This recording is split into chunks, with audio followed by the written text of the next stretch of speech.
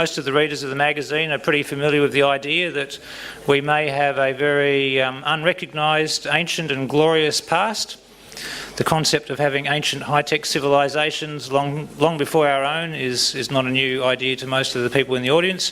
However, what is new is some of the evidence that's emerging. I know a lot of people have seen Graham Hancock's work and Michael Cremo's collection of artefacts in his books, but there is even more coming to light. Klaus Dohner is based in Vienna, Austria. He's an art exhibition curator. For the last decade or so, he's been investigating archaeological mysteries, including out-of-place artefacts, or OOPArts, as they're often called. In other words, artefacts that shouldn't exist according to the scientific orthodoxy.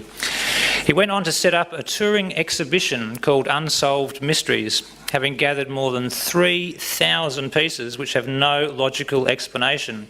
Many of these pieces are from secret private collections. Thank you. Got two. And I guess other museums as well that Klaus has had access to. So far the exhibition has been staged in Austria, Germany, Switzerland and South Korea. One day we hope to get him down here to Australia, and you'll be reading about it in Nexus when we organise that. Among the exhibition pieces are a Nephilim giant's bones, which give a different take on the history of humanity and suggests the possibility of extraterrestrial influence. Other items that have piqued Klaus's interest include ancient model aircraft from Egypt and Colombia, 2,000-year-old electrical batteries found in Iraq, precision glass lenses dug up from Viking graves, and well, there's a whole list of them here, but Klaus has got hundreds of photos here and pictures of what he's picked up on his collection around the world. Klaus firmly believes we are not alone and never have been. The physical evidence he shows has radical implications for how we look at human history. His territory covers Atlantis, reptilian humanoids, the Anunnaki, ancient science and symbolism, a global language and more. This is Klaus's first appearance at a Nexus conference. I gather it's his first time in Australia. Yes. So please give him a big warm Nexus conference welcome. Klaus Dohner, thank you.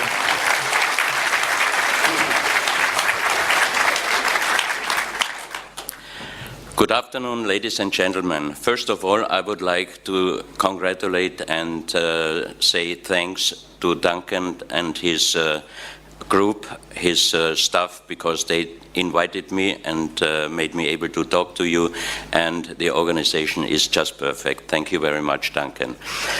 First of all, shortly, I would like to inform you how I came to do to this research. Since 20 years I'm planning and organizing cultural exhibitions from Austria to Japan, and you can imagine how many times I was in an airplane between Austria and Japan. And in the airplane and through jet lag in Japan, I read many books from Deniken, Robert Charroux and many other writers, and believe me, I was the one who did not believe that all these pieces are existing and they are all original. Then I had the naive idea it would be the easiest thing to bring all or some of those pieces to Vienna into an exhibition called Unsolved Mysteries, and then the scientists have a chance to prove that those artifacts are not original and old. And it put me really into hell, because I found some researchers, some scientists, they did checkings on some of those pieces, and they found out that we would not be able to do the same pieces from the same material in our days, and we could not prove that one of those artifacts was new made. So all of you, you know the legends and stories, old stories, talking about giants, about Atlantis, about Mu, and many other things. I found out in the last several years that many of the legends have a big portion of reality. For example, and of course I would like to say that I cannot give you shocking informations like Donna and Jim this morning, but I can only leave you with open questions. Maybe you have some own ideas, and I start with the pyramids, because you can find pyramids all over the world. I start with the pyramids of Giza. Everybody of you know them.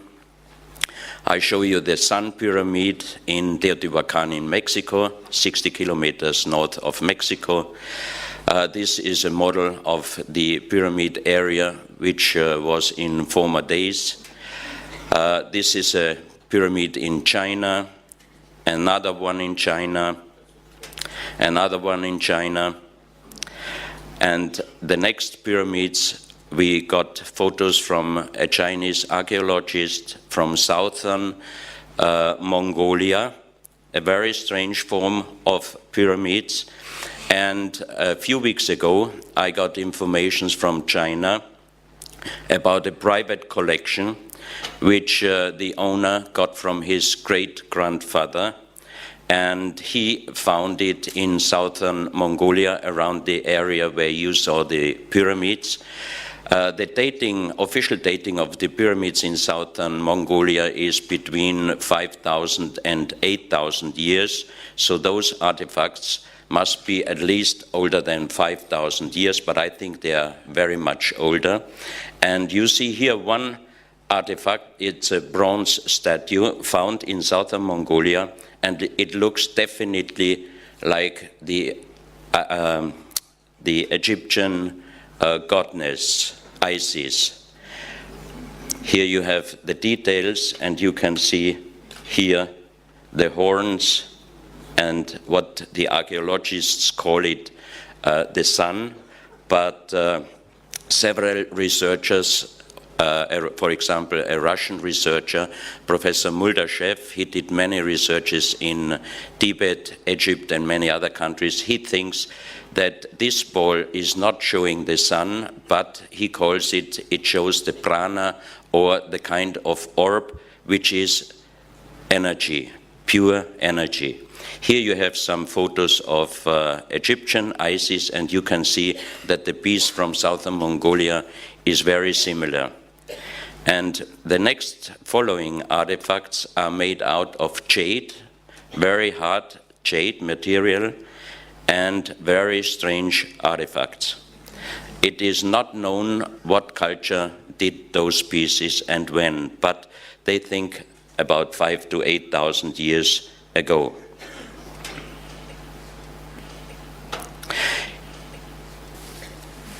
The next pyramid is from Canarian Island, another one, Canarian Island, and another one. Then you can see some pyramids from Greece. This one is in Hellenikon in Greece.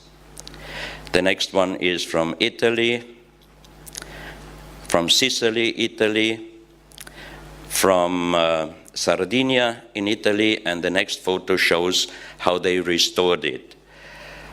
This is a very old drawing from Tahiti, from a pyramid. I do not think that it exists in our days. The next one is from Mauritius Island. These two pyramids are from Taiwan. And even in Austria, we have a pyramid of stones. So you can see pyramids, you can find them all over the world. And I think also there was a writing existing, the same writing all over the earth, which I show you other photos following. So I think the pyramids, they had a connection somehow, and they were not all, or only some of them were really graves. I think that they had other functions, but still the scientists do not have a real answer. This photo, I put it on because I did not know that Duncan with his magazine is much faster than I. He did a very good report about stone buildings in South Africa in his last Nexus magazine. So you can find, I don't have to talk a lot, you can read a real good explanation in the June-July Nexus magazine. An African owner of a fire protection company, he owns several helicopters and small airplanes for protection of the fire. And he was flying over South Africa the last 20 years. And he did thousands of photos. He found thousands of stone circles all over South Africa. And the official archaeological explanation is that those stone circles were cow storages. But look at these pictures, and do you really think that those were cow storages? I don't think so, because they are exactly archaeoastronomical places or works. And I had a telephone call last week with the second finder, Michael Tellinger, and he told me that they did research with high-tech instruments inside of some of the stone circles, and they produce a sound of 14.5 gigahertz with 72 decibel, and they are quite sure that these sounds are producing a kind of energy. Another stone circle, another one, and if you look, they are mostly closed, and they have a very near connection to the stone buildings in Zimbabwe. They also informed me that they found gold mines older than around 40,000 years in South Africa. They also found a so-called Adam's calendar, because it's an astronomical site with stones, and you can see here the winter solstice sunset on 21st of June 2006, and here the sun is exactly on top of the larger stone. And Michael told me that they are doing now researches on these two mountains, and there is a third one, he told me, which is not visible on this photo, and they are exactly located like the Great Three Pyramids in Egypt and have a connection to the Orion. And he thinks that those mountains are pyramids, but they have to start with diggings and research. They also found a few years ago in Bosnia, in Europe, two big mountains. They existed for long times, and they had the scale of two pyramids, and they did some excavations, and they found out that those two mountains were in former days pyramids, and one of them is bigger than the Great Pyramid of Giza. The government of Bosnia prohibited last year the further excavations. Here you have the picture of the Adam's calendar and some more stone circles, but as I told you, Nexus magazine has several pages with the detailed information about them. Here, this one I got from Russia. They did an excavation close to Chernobyl.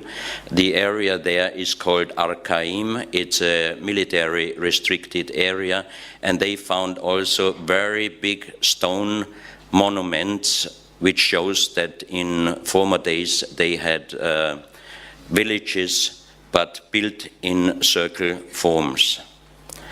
And again, another photo from Arkaim, Russia, which shows quite similar stone circle like in South Africa.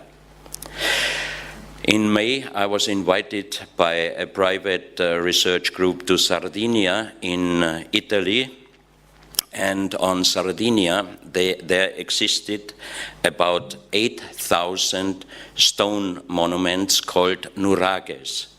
The nurages are explained by the Italian archaeologists as protection towers.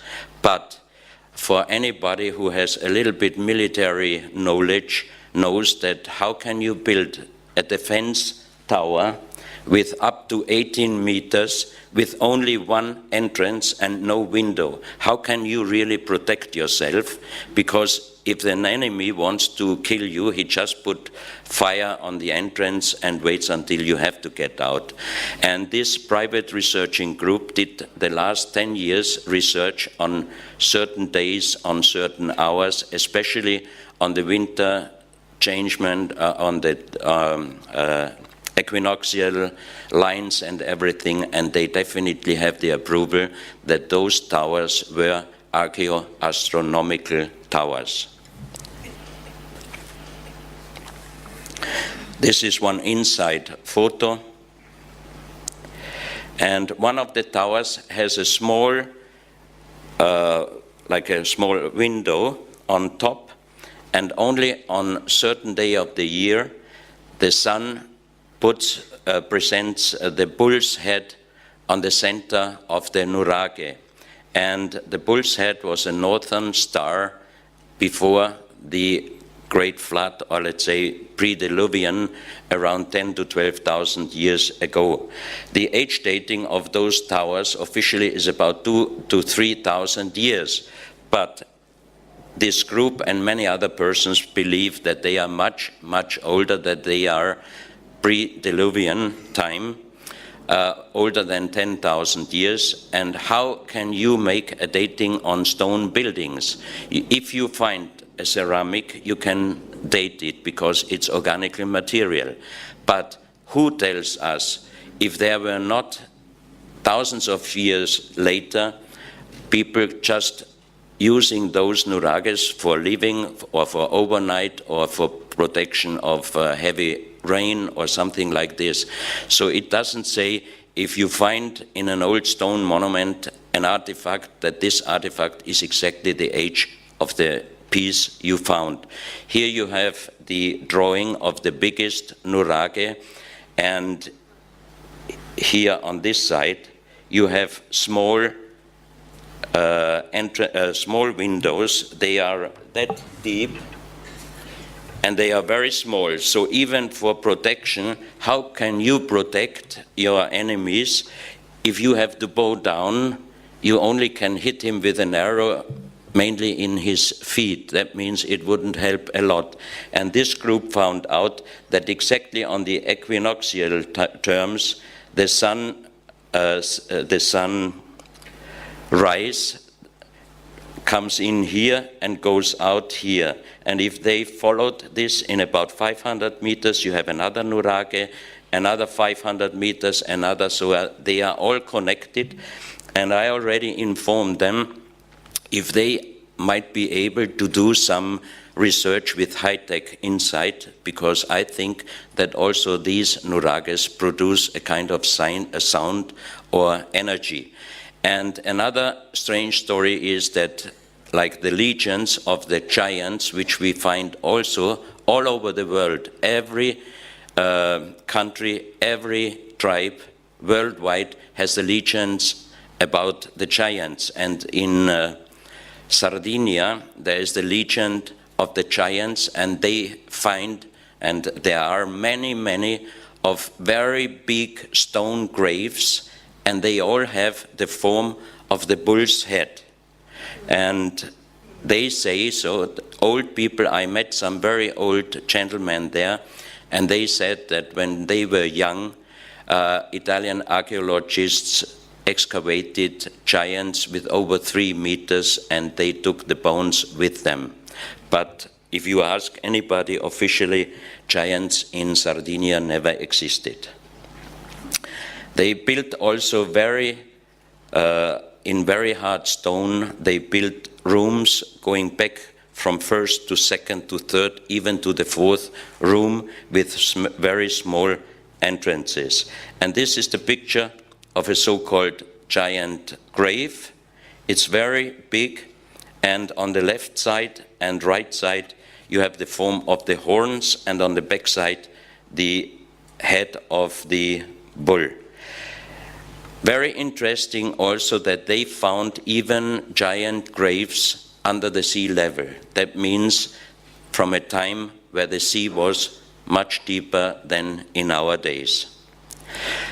This is a picture, a photo from Bimini Island, They found very big hand-worked stones, a lot of them, and as Edgar Cayce said, around Bimini they might find a pyramid from Atlantis.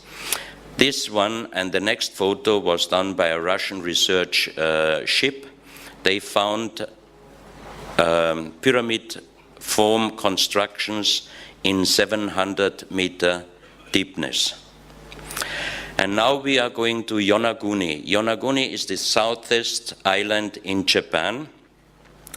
And Professor Masaaki Kimura is doing researches since 1985. And the first what they found through a professional diver was a very big monument. You have here the drawing, how it looks. And until now, Professor Kimura has problems of the acceptance of this stone monument done by human, because the official archaeologists say it is natural. And he said, why it is natural?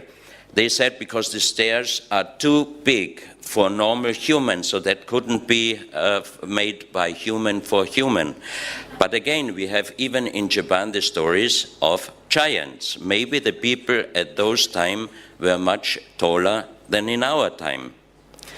Here you have several pictures like this one in the center. It looks like a head. He calls it the Japanese Sphinx. But here you can see the huge work of a turtle. And there is a second one there of a big eagle or a very big bird. I mean, the nature makes many things, but I do not think that the nature can do a pyramid, can do a turtle and a big eagle. And a few months ago, Professor Kimura informed me that he even found a stadium with seat rows and stairs going up. I know that the nature can do a lot, but not a stadium like the Colosseum in Rome. Here you see how big and how perfect done is this monument. And most of all, if it's natural and the stone was broken down here, where are the stones? There are no stones close to this monument. Here, everybody of you know already the Piri Reis map. Here you see how perfect it was. And that's the so-called World Stone Map. We found it in the year 2000 in a private collection with other 350 pieces which do not have any connection to any existing or known South American culture. This stone and the other artifacts were found in the year 1984 by engineer Sotomayor, while he was in charge for gold digging for a British mining company. He found a tunnel system, and in there were those 350 pieces. This stone is about 350 kilos in weight. It's granite, and it has a natural quartz line, which you see here, but all the other things are encarved. And for example, it starts here on this side. You can see that there is an eye inlay. This is the area of approximately Israel or the Near East. From here, you can see Italy, Greek. The quartz line, the natural quartz line, goes over the Mediterranean, enters here into the Atlantic Ocean, and here you have one continent which does not exist in our days, and I think this shows Atlantis. Then it enters into South America, and here is another. This is the Bay of Guayaquil in our days, and here you have another inlay and another one going up, and here is a circle inlay, and that's exactly the place where all those pieces were found. This is also the place where we found the best water which exists on our Earth, because it has an energy, natural energy, up to 1.5 million Bovis. Bovis was a French researcher.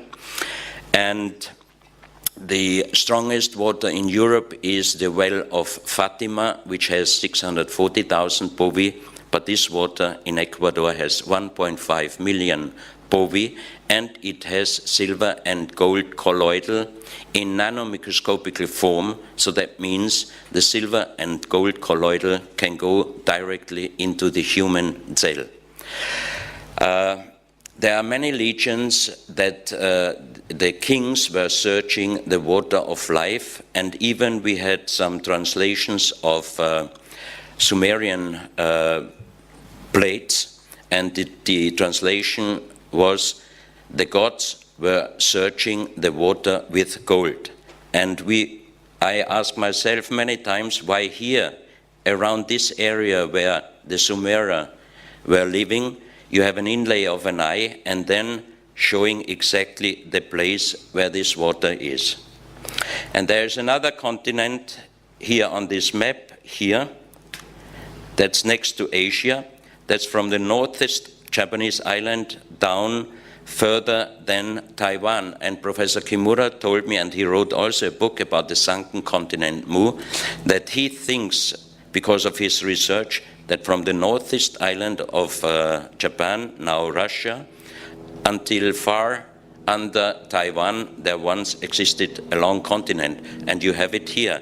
And that means that this stone map should be at least older than 10,000 years, but then the big question, how could somebody make such a perfect map already 10,000 or more years before our time? This is a close-up.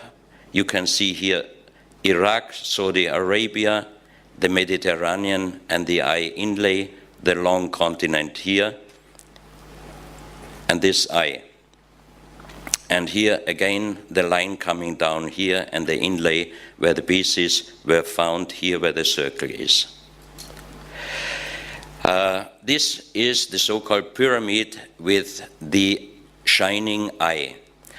Even Jim used it for his new bestseller. So it means it is a very, very famous, but also very, very old symbol.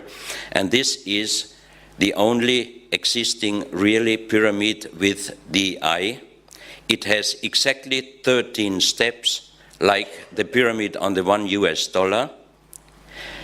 And very strange, our exhibition where I showed this pyramid in original in Vienna, the opening was on 21st of June 2001, and this crop circle appeared in Eastfield in England on the 21st of June 2001.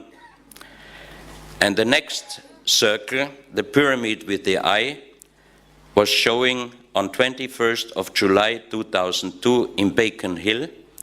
It's the pyramid with the eye and the 33 lines.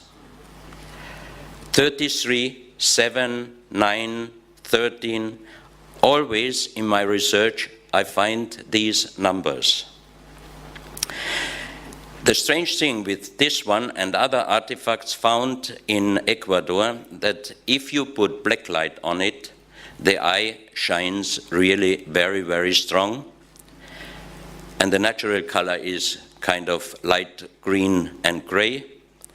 And the most impressive for me was that on the bottom of the pyramid, you have here in gold inlays the Orion constellation and an unknown writing.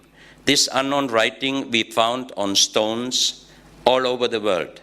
In Ecuador, in Colombia, in Illinois, in Gloucester, France, in Calabria, Italy, in Turkmenistan, in Malta, and Rex Gilroy has some pictures on his website, and I found out that some of the stones he shows with unknown writing presents the same writing. That means there must have existed a global civilization long, long time ago. And there was only one man able to translate this language, Professor Kurt Schildmann. He was the president of the German Linguistic Association. He spoke and wrote more than 40 languages perfect, and he could translate this writing, and he called it pre-Sanskrit because it's older than the oldest writing. And the translation of these 4 letters on the bottom of the pyramid was the son of the Creator comes.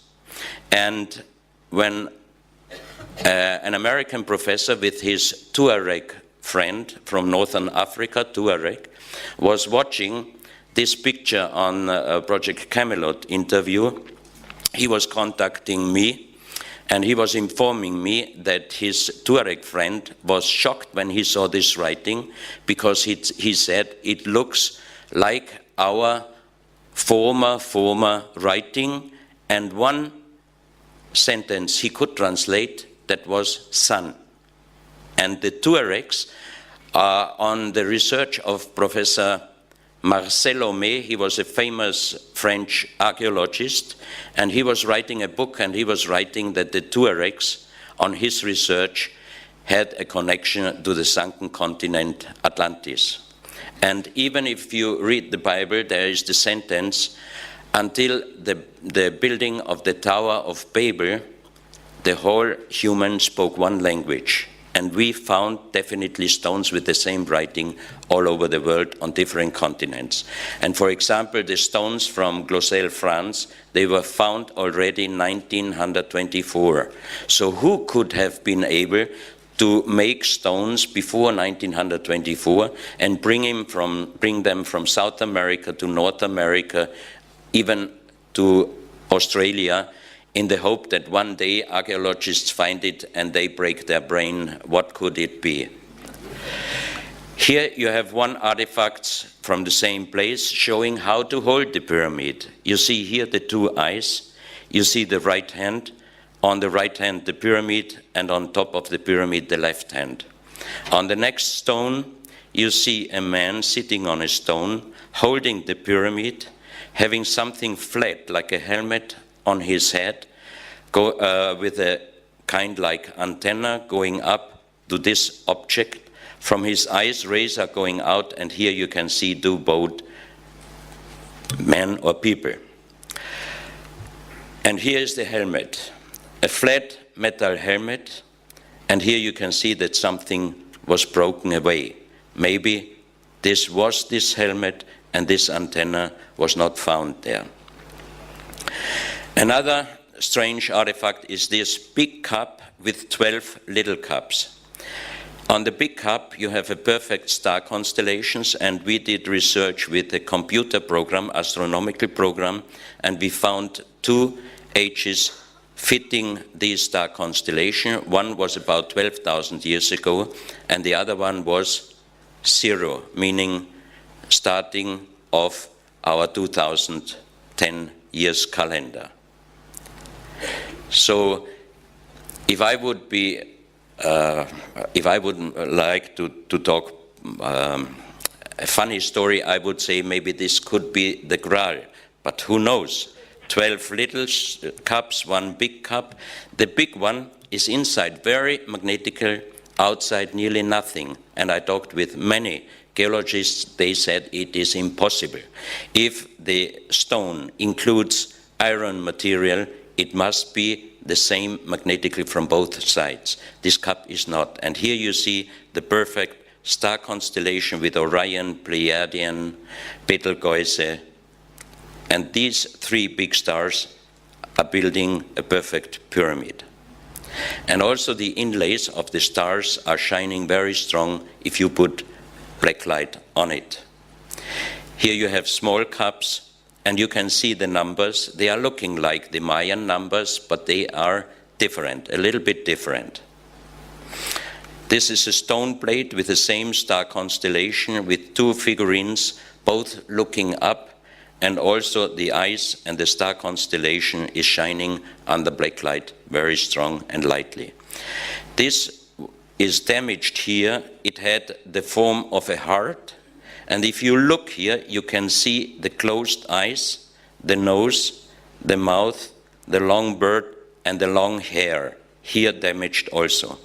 Geologists explained me the nature does not change the color in a stone perfectly on one place from brown to black. So there is no explanation how this black color could have been made.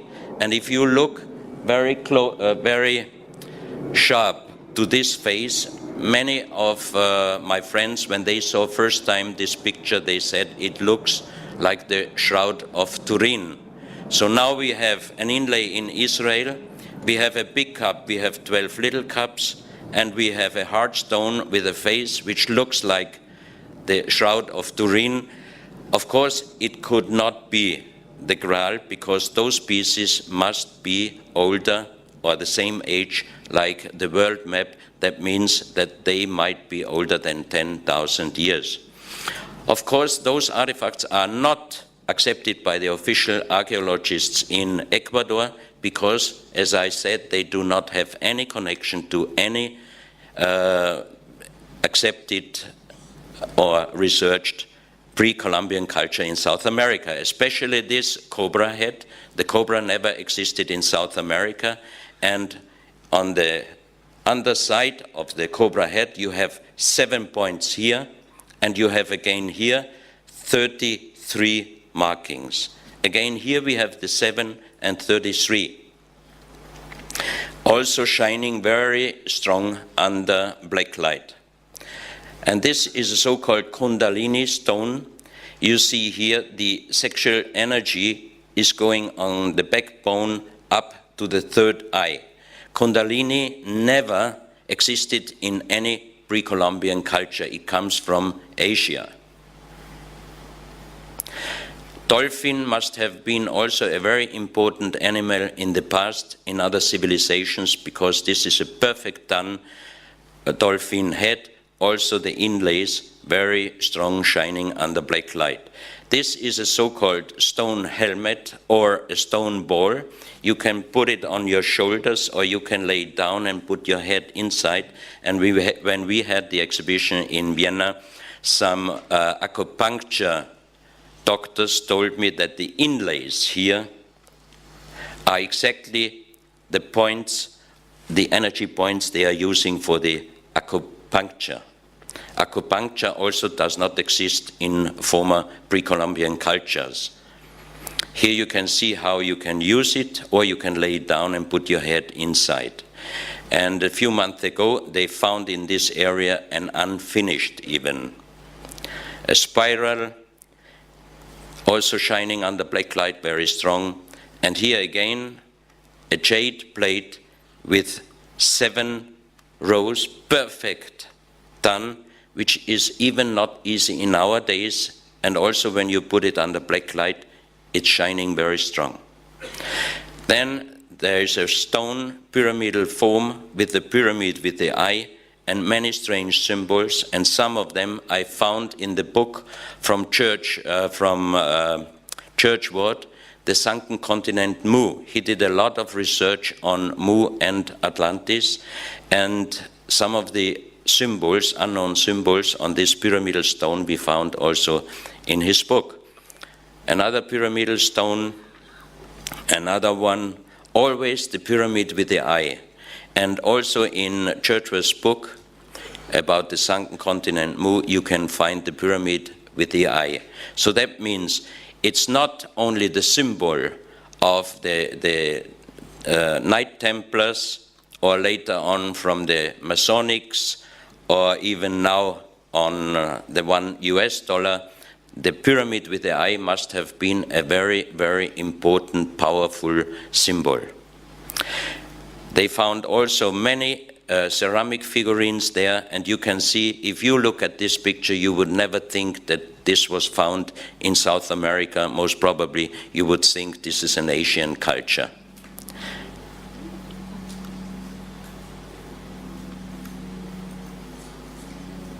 Here presented the third eye.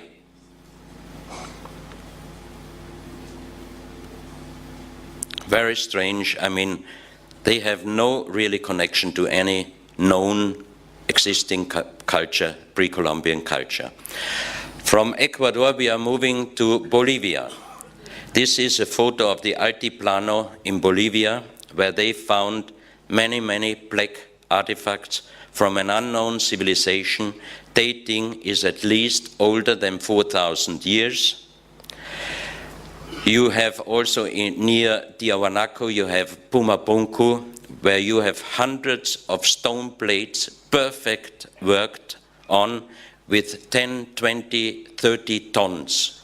But the work is done very precise and very perfect. Nobody knows what was the reason and for what did they do it, and especially how did they do it. This is the famous Sun Gate, where Poznański, a German living in Bolivia at the beginning of the 20th century, he was doing research more than 30 years on Pumapunku and Tiahuanaco, and also on the Sun Gate, and he found out that the Sun Gate is ident with the Venus calendar. Look at this work. How could they do such a precise work on thousands of tons heavy stones with primitive tiles? I don't think that's really possible. The next two pictures are satellite pictures from Salar de Uyuni. Salar de Uyuni is the world's largest salt lake, pure salt, in Bolivia in the height of 3,800 meters. You can see on this photo and also on the next photo that in the salt there are building forms. That means that in the salt, in former days, before there was water, before it was changed to salt, that there were living people there. But now I have always three questions. How comes pure salt water up to 3,800 meters? How long does it take until salt water changes into pure salt? Because in 3,800 meters, the temperature is in the night very cold, and on daytime it is not really hot. And third question is, how old must those buildings be? I think we're talking at least more than 10, 15, 20,000 years. And that shows us, and that was what I found out, and what is my opinion, that we had several times global catastrophes on our Earth. In this area, they found also 2.5, 2.6 meter skeletons from humans, but they were always bigger than 2.5, 2.6 meters. And you can see that the jaw is much stronger than our jaw. And the most strange thing is that those skeletons, those skulls, do not have any bone plate connection, because we, the Homo sapiens sapiens, we have 3 bone plates and the fontanella. And when the baby is born, the fontanella is very soft, and after growing up, the fontanella closes. These skulls do not have the 3 bone plates. And it's not a single skeleton, there were several of them. That means we have here definitely a different human, like the Homo sapiens or Neanderthal or any known human. But unfortunately, those skeletons are deep in the jungle, and only the photos I received through Bolivian friends, and we have the approval and the agreement with the military. When we are flying there, they will bring us to the skeletons, and then I have the chance to bring at least 1 bone with me, and we can try to do an age dating and a DNA dating. These masks were found in the area of the skeletons, and when I presented these masks in Vienna 2001, I was wondering, because I thought how they can make so wonderful, beautiful masks, but you cannot look through both eyes. You have to look either through the right one or the left one, because at that time I didn't know that those people in this area were over 2.5 meters. And of course, if you are 2.5 meter, your skull is also wider, and your eye view would fit perfect those masks. That's another mask. And another one, very strange symbols on it. And always a snake.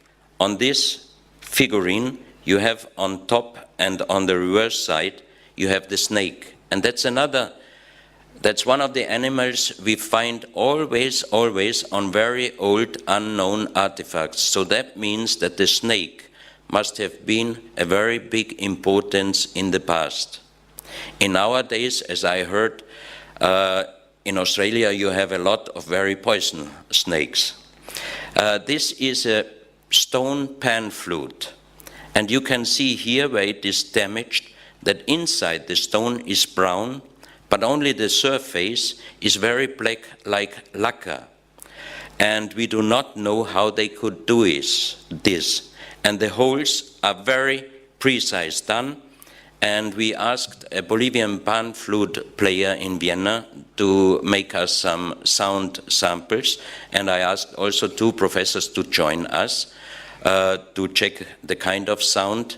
And it took him nearly half an hour until he got the first sounds out of it. And later on we found out that every 2 holes are perfectly connected on the bottom.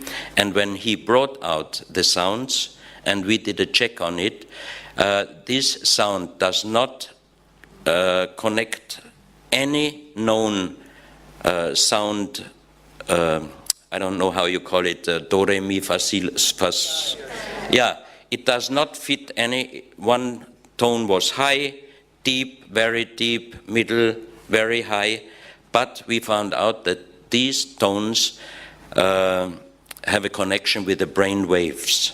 So I think they might have been used either for meditation or for healing.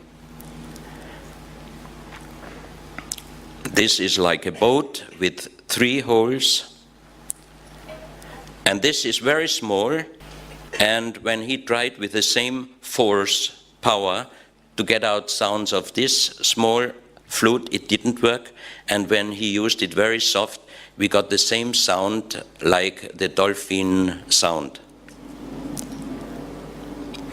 Now we are going to Colombia. This is the so-called genetical or embryological disc. I have here the perfect replica of the original, and I leave it later on here on the stage in the break, so you can check it by yourself.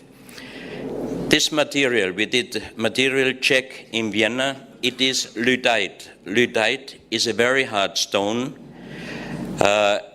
It is nearly the same hardness like granite, but it is formed like leaves in the structure.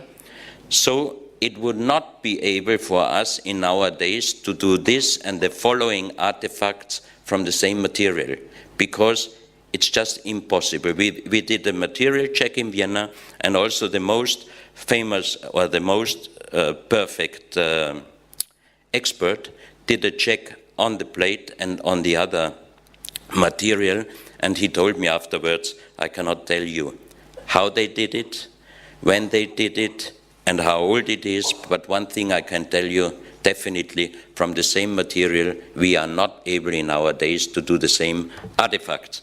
But the strange thing on this genetical disc is that you have things on it which we only are able to see with microscope. For example, here you have the human egg with spermia inside and without spermia. You have here the spermias. You have on the reverse side, here you can see the comparison of a microscope photo inside a lady of the human eggs. And on the reverse side, you have different kind of fetus, but you have here male, female, and on the other side, male, female, and child. And Professor Gutierrez, the Colombian owner of this collection, he thinks that this disc shows the transformation from frog to human, which I do not really agree. But it is very strange that how were they able to do this piece and the other following pieces from this material, where we would not be able to do it in our days. And why did they show the face so big with round eyes? Why didn't they show how they really looked? Or the other question is, did they really look like they presented themselves here? This we cannot approve. This is a knife, and it's the same material, lyddite, and you have here the mother's head and the baby, and the bone line is around the neck of the baby, and here you have an arrow going down. That means it shows for what to use. If the line is strangling the baby, they should use this knife to cut the line. This we called birth help spoon. It is this size, and you have here the mother's head, the vagina and the baby's head coming out. And on the reverse side, you only can put precisely this finger inside, and then you can hold it only with your 2 fingers. And in Vienna, some doctors were checking this piece, and they told me it would be even safer than our instruments when the baby doesn't come out to help it, because with this instrument it would not be able to damage the baby's head, because you cannot use power, because you only can use the 3 finger. So that means you really could help to get the baby out, but you could not damage the baby's head. And this is the same material. That means the lyddite, the structure is like leaves. So it would not be possible today to make this form in the same material. So that's why he guaranteed that lyddite, the same pieces, and this piece is about this size, it would not be able for us to make it. Also these pieces. And if you see here, each piece is done in perfect style. And here you can see how they were holding those pieces. This you know from Easter Island, but this is a very small one found in the Colombian jungle. Looks like the Maui on the Easter Island. Now we are jumping to Guinea-Conakry, Western Africa. Professor Pittoni, an Italian geologist, gave me those photos, this one and the next one, and you can see here a lady's head, the breast until here. It is granite, very hard. It is in the mountain, and it is definitely not natural made, because you can see here the face. And the size from here to here is 150 meters. And the face is definitely not black African. Some skull experts did a measurement and everything, and they said it's either Asian or South American. Now we are going to Sierra Leone.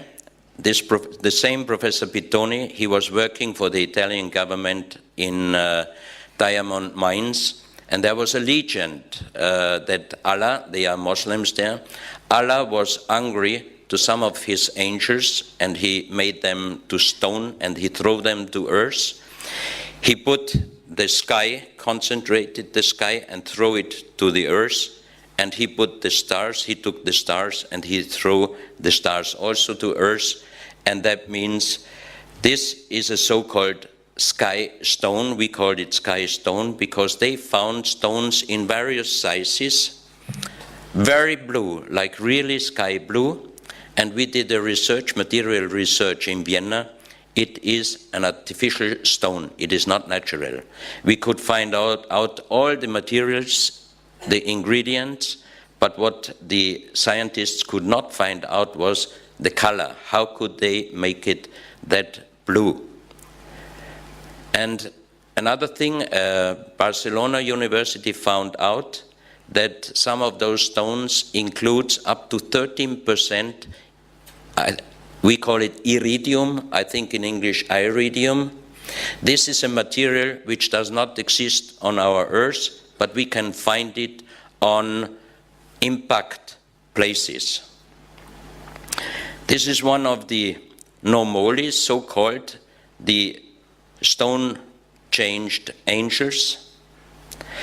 Here you have another one, granite, very heavy, nearly 0.5 meter in size. You have an elephant and you have a big man sitting on it. That means even in Africa, every tribe has the legions of the giants.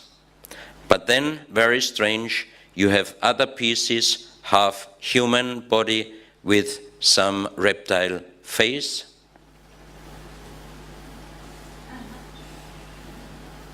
And this is the oldest one.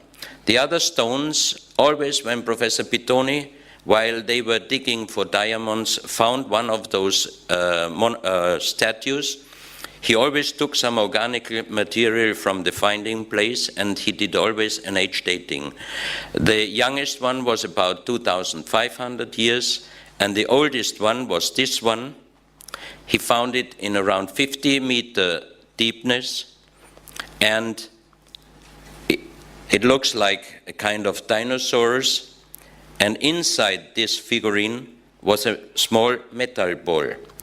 And when I got these pieces for the exhibition in Vienna, I brought the statue and also the metal ball to the Natural Historical Museum for research, the material research. Next morning, the professor called me and she said, "Mr. Donner, I think somebody did a bad joke on you." I said, "Why?" She said, "Because I did a material check on the small metal ball, and you know what it is? Chromatical steel. And I know that chromatical steel was found by an Austrian 1904. So I thought, oh, somebody really did a bad joke, but I don't believe that Professor Pittoni makes a joke on me. So I called him immediately and I said, "Professor, we have a big problem. We did a material check on the metal ball." He said, "Oh yeah, what is it?" I said, "Chromatical steel, Professor."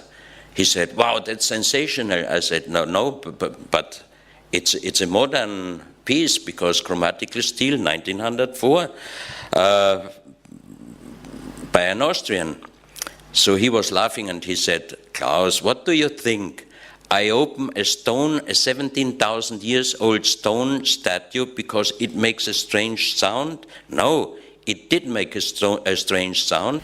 So I was wondering what is inside, because there is no opening at the mouth, and this place was closed completely, so he couldn't see that there was a hole in former time. So he did X-ray from all the sides, and he sent me then the X-rays, which proved that the statue was closed when he found it, and the metal ball was inside. 17,000 years approximately, chromatical steel. So the big question, how those people would have been able to make chromatical steel. Now we go to the question, did human exist together with dinosaurs? Because in Texas, in the Biloxi River, when it was very, very dry, they found dinosaur steps and human footsteps. So of course, as you can believe, the official archaeologists and anthropologists said that the creationists did do that to make a big sensation. So it was proof that this was not done in our days. It was old, and several years later, it was another very dry season, and they broke away part of this plate, and under this plate was a second plate, again with dinosaurs and human footsteps. In Bolivia, they found 3 years ago an old stone with a perfect human footprint, and the age of this stone is approximately 15 million years.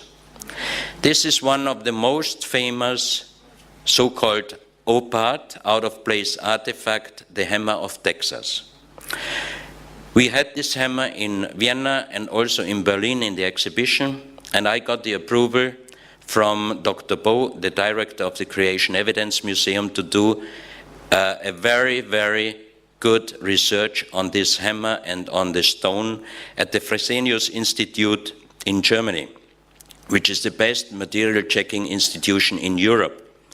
And I have to say, 60% the hammer is not 14 million years old, because they found out that the wood is not petrified. But they found out that the metal is a very strange combination, and they found out that this piece and the second piece, the top piece, is the same material, because many of the archaeologists and anthropologists said that they would have put the hammer inside the stone. No, the stone was inside, the hammer was inside the stone. But one other thing, there is a last check necessary, because in the second stone is a muscle inside, a shell, thank you. There's a shell inside, and if we can prove that this is a seashell, then the hammer is really that old. But if it's from clear water, then it would prove that the hammer is young. So next time when I get the hammer, we try to do the last check. Until now, I have to say, 60% this artifact is not that old as presented until our days. This is another thing.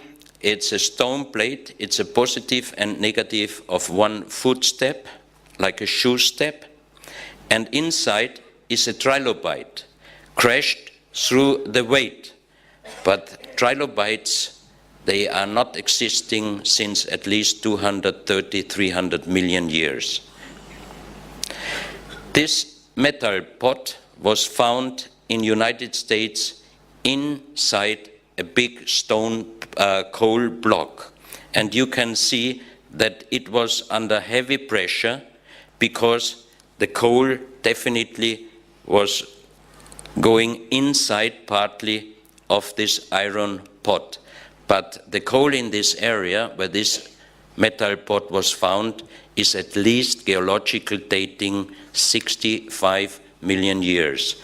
And it goes ident with many pieces Michael Cremo wrote in his book Forbidden Archaeology. So I personally also think that humans' age is much, much older than we know until now. And here we have other very interesting artifacts from Peru, Ica. This is Professor Cabrera.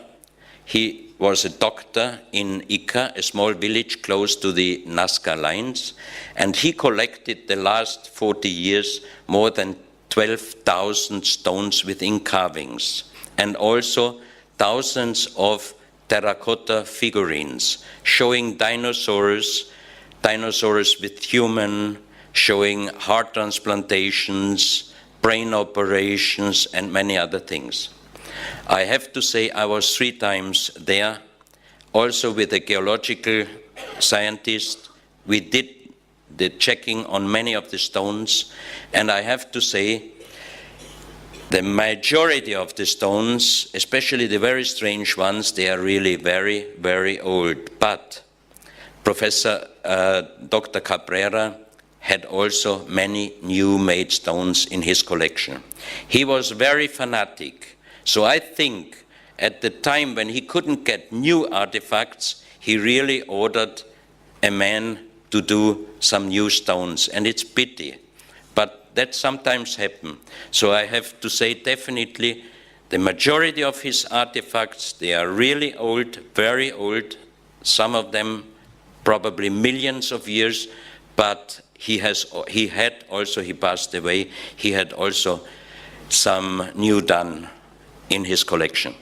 Here you can see the dinosaurs with human, dinosaurs with a fish, a man looking up to the stars. Here you have a kind of pyramid, very interesting. We checked very carefully this stone, and the patina is really very old. This map is also very, very old, very heavy, a very big stone. And here you have some terracottas from his secret chamber. He called it secret chamber. Dinosaurs with human. Here you have stomach operation. And these two shells are showing really faces. I mean, very strange shells. He kept them also as some very special artifacts. Now we are going to Mexico, to Acámbaro. Acámbaro is about 3 hours by car west of Mexico City. There was a German living from around 1920 up to 1945, and they found on one mountain over 35,000 terracotta pieces, with many of them showing really dinosaurs.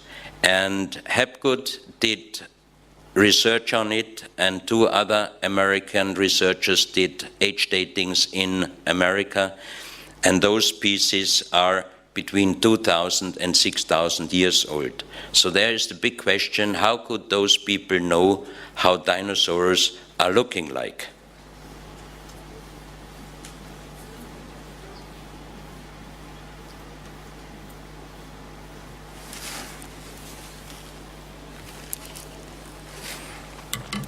This is another very interesting piece, because if you look at this piece, you think this is an Egyptian artifact. It is not. It is also from the same place, from Acámbaro.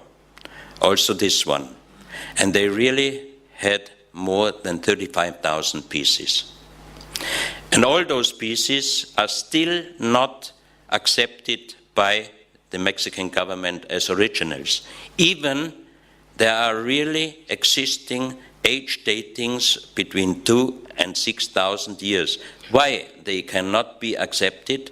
Because people could not have known even 2,000 or 6,000 years ago how dinosaurs are looking like. This is a drawing of the so-called Burrs Cave in Illinois, in United States, done by Russell Burroughs, who found in the early 1980s an underground tunnel system, and he brought out thousands of stones with end carvings with an unknown writing, the one I showed you on the bottom of the pyramid with the eye.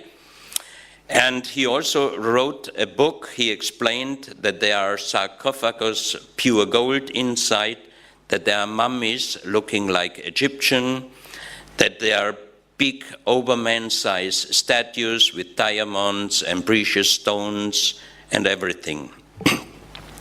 So he brought some of the stones to some museums, and they all told him those are frauds, new done. So then he started to sell stones. And even he found a lot of gold objects, and he and 2 of his friends were melting this gold. And we found out, especially Luc Bergin, a Swiss journalist, he found out that there exists in Switzerland a bank account on the name of Russell Burroughs and his 2 partners, 3 men. 2 of them died, and so Russell Burroughs cannot take the money out by himself, and there are $5 million US. So how can he make $5 million US with just stone frauds? So it's reality that he really found a lot of gold. Then he wanted to show this place to Wayne May, the publisher of an archaeological magazine called Ancient America, and he told him he will show the place if he pays him $10,000. So he said, okay, show me the place. And when they were around the area, Russell Burroughs said, no, I decided I don't show you the place. So Wayne May knew approximately where this area is, and he called ground penetrate radar specialists, and they did a research. And if you see here the statues, you see the gold sarcophagus, which he drawed by himself, Russell Burroughs. And here you have gold detections, the sarcophagus. You have also statues here, and the whole system is much bigger than even he discovered yet. So that means Wayne May is now trying to find an entrance to prove that this underground tunnel system with gold sarcophagus really existed. And here I show you some of these stones, always with the same writing here, but with strange humans on them. Here like an Egyptian, the same writing. This is like the Greek Alpha, and also the strange writing. This could be Tanis, the goddess of the Middle East, and the unknown writing. Also these marble plates he sold, he brought out of this tunnel and he sold it. And this symbol and that one I found also in the book from Churchward, The Sunken Continent Mu. Here you have an Egyptian goddess. That again looks like Egyptian, but always this so-called pre-Sanskrit. This is a Ushabti found in United States on another place in a mound building in an old former mound grave. So I got the information from Rex Gilroy that he also found a broken pyramid and some hieroglyphs in Australia, and I believe him, because if this civilization could even go to United States, why they couldn't have been able to come to Australia? That's another small stone plate, again found on another place while ground working by a farmer, and it shows also typical and 100% Egyptian goddess. Then another place, Utah, Mr. Bowers found around 30 years ago a tunnel system, and inside the tunnel he found two mummies. The male was about 3 meters in size with red hair and a red beard and a big sword and armors, and the lady was blonde and 2.7 meter, perfect mummies, and he brought out of this cave 60 stone cassettes with metal plates, with another, but sometimes very similar looking writing like the ones I showed you before on metal plates. 60 perfect done stone boxes with metal plates with unknown writings and drawings on it. This stone is from Colombia. It's very interesting because on one side you have the writings like the other one I showed you, but on the second side, on the opposite side, you have a different style of writing in corals inlay. That's again a stone from Sutatausa in Colombia. That's also from Sutatausa, Colombia.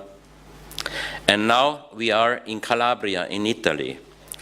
20 years ago, Dr. Tolone, a judge, found on his ground over 150 artifacts, mainly terracotta artifacts. And this plate is about 1 meter and 30 centimeters wide. And there is a second man who was able to translate these unknown writings up on the connection with Professor Schildmann. His name is Professor Raso, an Italian professor, and he translated this big plate. And it was talking, the translation was talking about a small stone circle, and close to the stone circle, an ancient elephant, a mastodon statue, about 2 meters in size. And in this area there are the graves of the sea kings. And if you read some readings from Edgar Cayce, when he was talking about Atlanteans, he called them the sea kings. So when Adriano Forgione, the publisher of Phoenix magazine in Rome, got got this translation from Professor Raso. He went to the area of Professor Toloni, and he found definitely the stone circle, looking like Stonehenge, but much smaller. He found the ancient elephant statue, very much damaged already through the weather. That means it must be very, very old, but you could see on the photos that it was not an elephant, not a mammoth, it was definitely a mastodont. That means it must be very, very old. And with ground penetrate radar, they found also a huge underground tunnel, but still the Italian government did not give the allowance to dig there.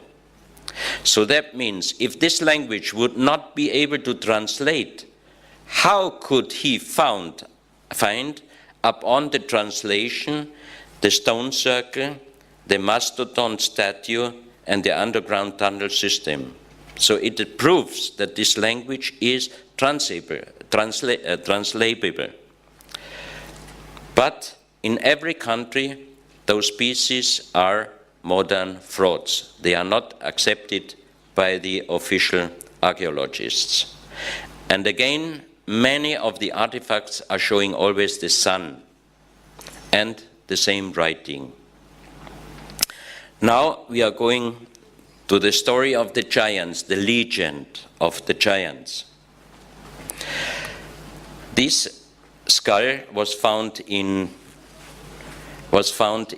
Peru, and here is a model how this person must have looked like. That also, this is the original skull, and this is a model. These skulls, this photo is from early 20th century. It was done in Malta, Mediterranean, and the skulls were shown until 1968, and then they disappeared. And again, Adriano Forgione, the publisher of Phoenix magazine, went with the Italian television Rai Due to Malta, and they contacted the ministry, and they got the allowance to film and photograph the skull plates. But the first information at the museum was, we don't have them. And Adriano showed them the old photo. Then they said, okay, we have to look in our storage. And next day, they brought the skull, top of the skulls.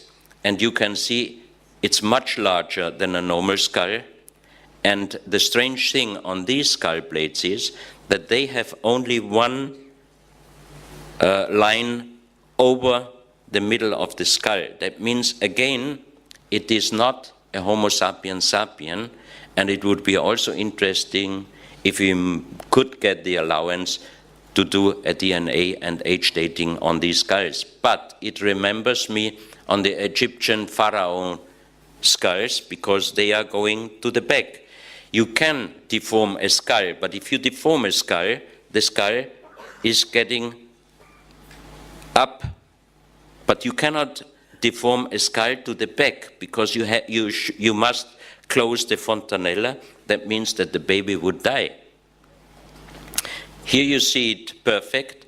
We have 3 stone plates, and these skulls, they have only one bone line over the skull. This is a so-called deformed skull from Ica, Peru, from the Maria Reiche Museum. That's another one.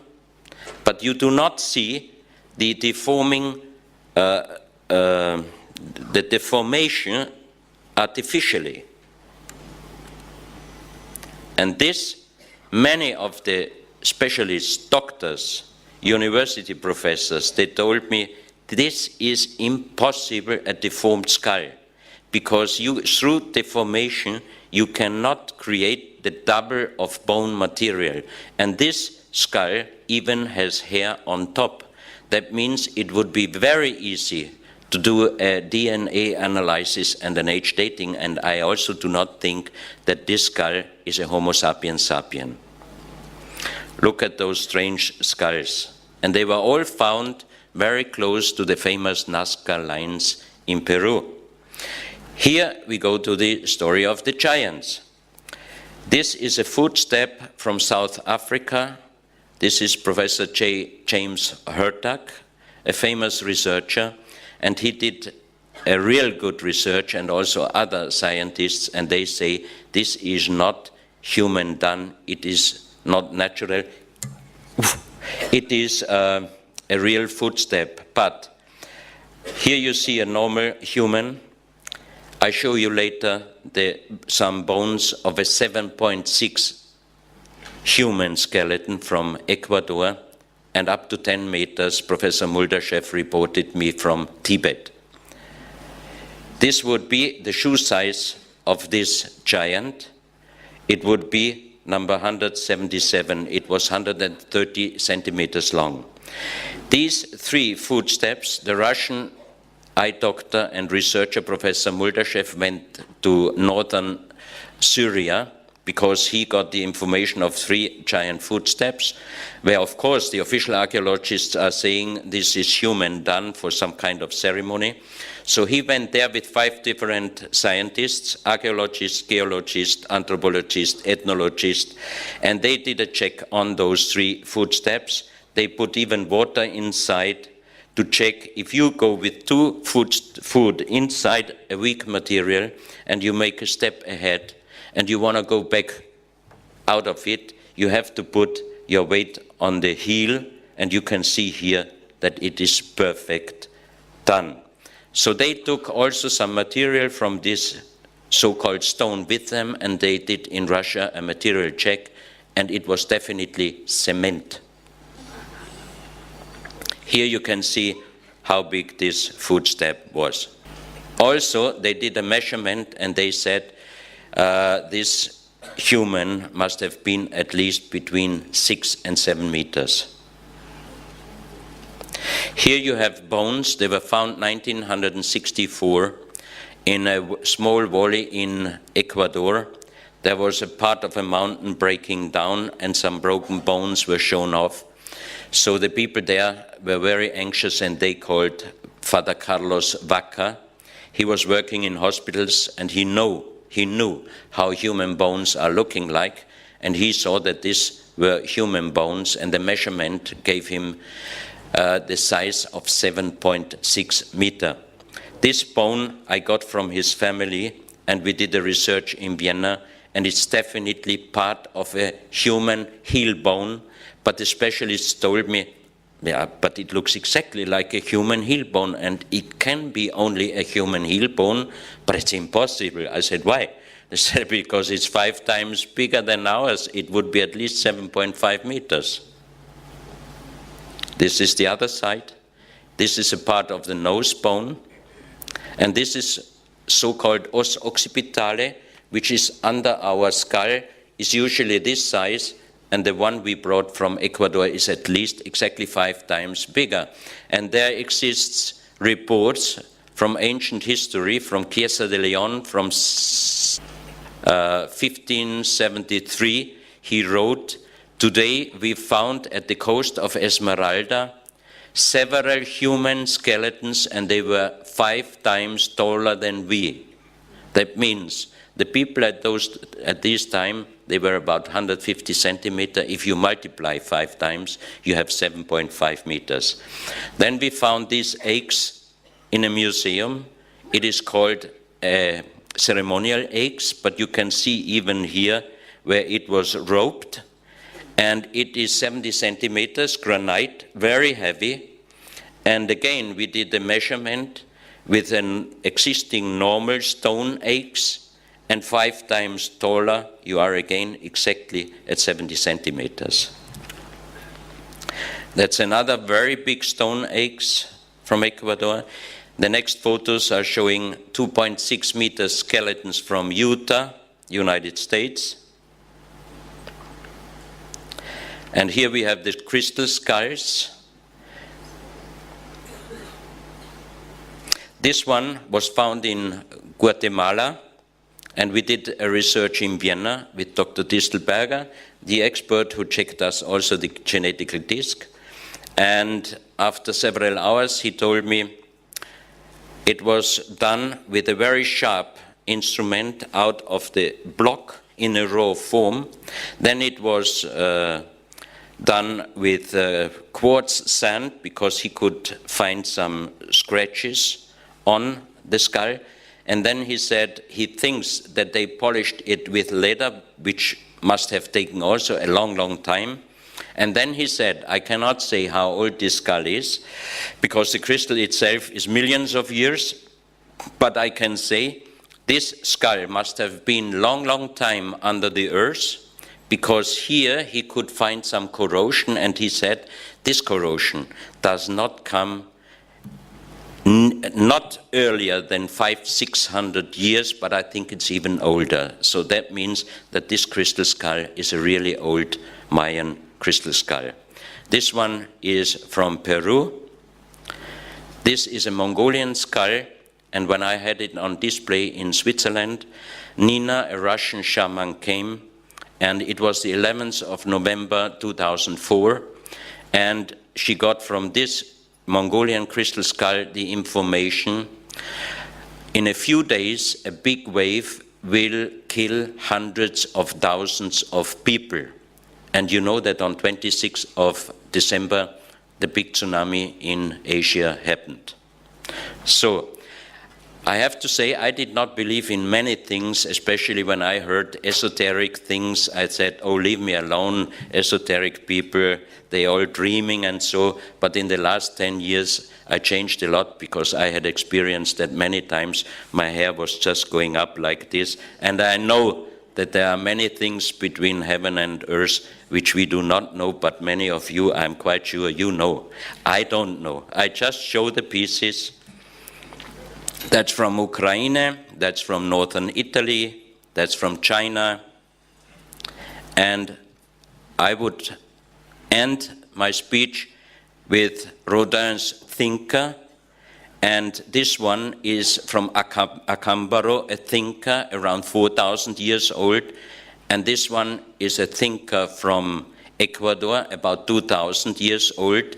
And that's what I have to say. I cannot give you an answer. I just showed you and explained you some things, but now I give you the chance. You can think about it, what you saw, and you can make your own mind. There is no really answer until these days. Thank you very much.